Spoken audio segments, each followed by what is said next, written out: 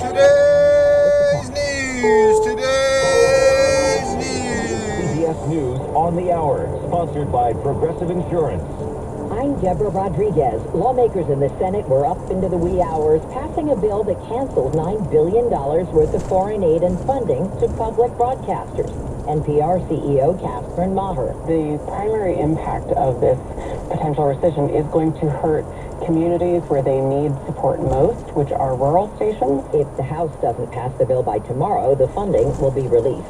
Americans are still spending, despite anxiety over inflation and the president's tariffs. The Commerce Department says retail sales rose, a better-than-expected 0.6% in June, after dropping 0.9% the month before. Spending on cars ramped up in March as drivers got ahead of 25% tariffs on imports. An update on the president's threats to fire Fed Chair Jerome Powell. Correspondent Ed O'Keefe is at the White House. CBS News first reported Trump broached the idea of ousting Powell, and according to multiple sources, the lawmakers agreed. Concerns the Fed chairman's not cutting interest rates to juice the economy as the president would like. But in an interview on Wednesday with a conservative news outlet, the president conceded removing Powell could disrupt stock markets.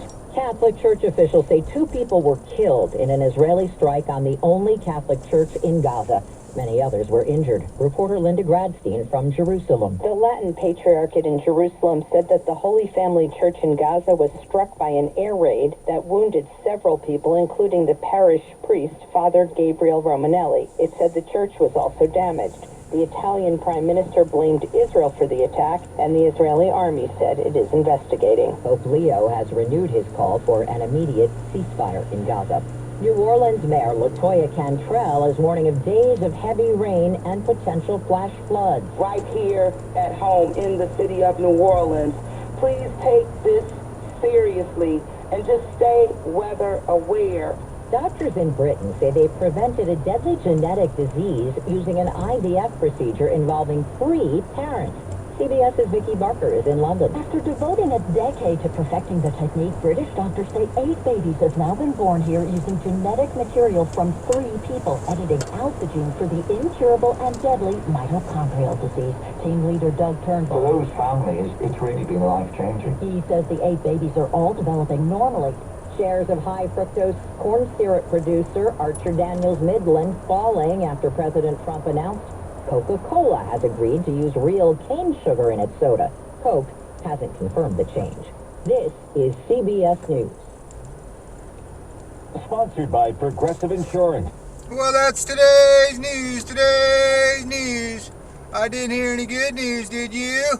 I didn't think so. I guess it's all about perspective. The glass is half full. Well, as always, I'd like to thank you again for coming along with me on these Dash Cam News adventures. You know the drill. Peace, love, and all that hippie jazz. Bye-bye, everybody.